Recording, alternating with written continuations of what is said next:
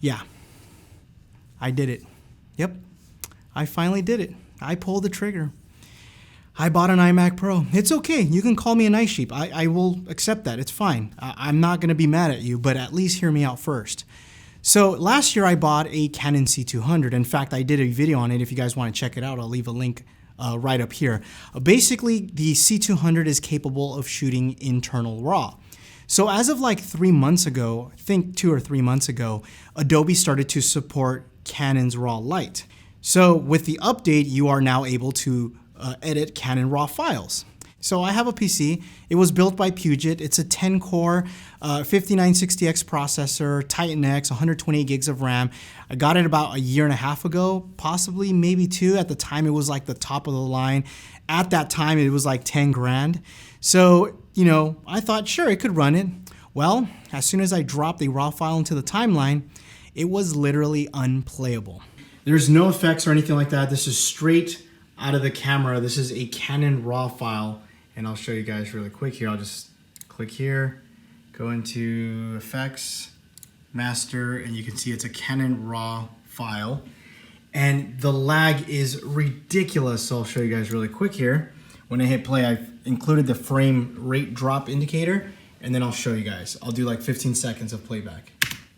I want to talk about something that I've been obsessing about lately, and that's lighting. I feel that lighting can drastically change the way your video looks, the way your movie looks. I literally had to render out the whole entire sequence in order for me to edit. Okay, something is not right here. So I started reaching out to other people that had Canon C200s, and I said, hey, do you use Premiere? Yeah. Let me ask you, how is Canon RAW in Premiere? Oh, it works great. It's like butter. Really? Okay, what are you using? I'm using a MacBook Pro. A MacBook Pro? The laptop MacBook Pro? Yeah, MacBook Pro. Oh, wow. And it runs like butter? Yeah, sure. You want me to send you a video? No, it's fine. I believe you. Start asking more people. Well, what do you use? iMac. Runs like butter? Yeah, runs like butter. Okay, something's definitely wrong. So what I did was I did a fresh install of Adobe Premiere, or just the whole entire suite. And it got a little bit better, but it was still unplayable.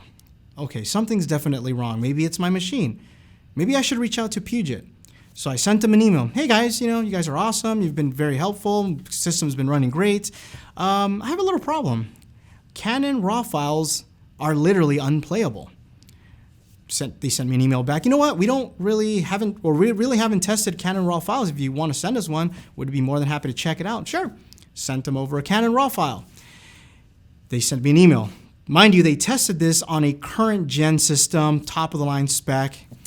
Yeah, it's pretty laggy. I mean, it's a little bit better than the video you sent us, because I sent them a video of how bad it was. It's about 50% better, but it still sucks. Oh, okay.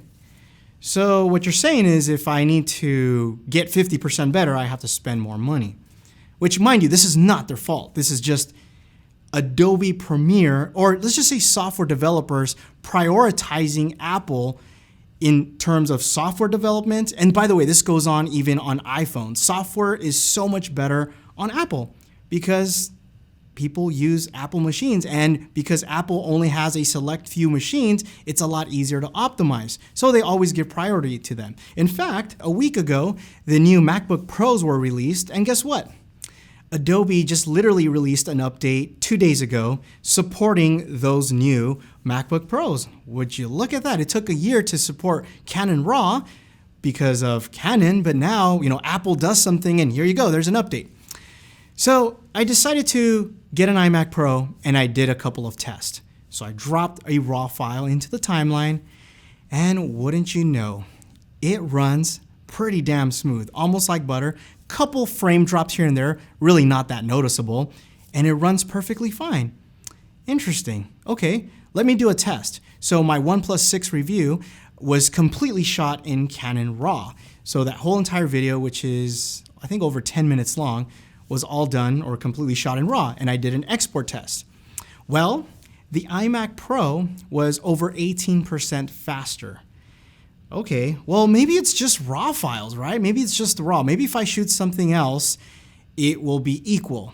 Let's try it out, Okay, so what I did was I shot my last video. If you didn't watch it, leave a link up here. Yes, it's a shameless plug. You should watch it.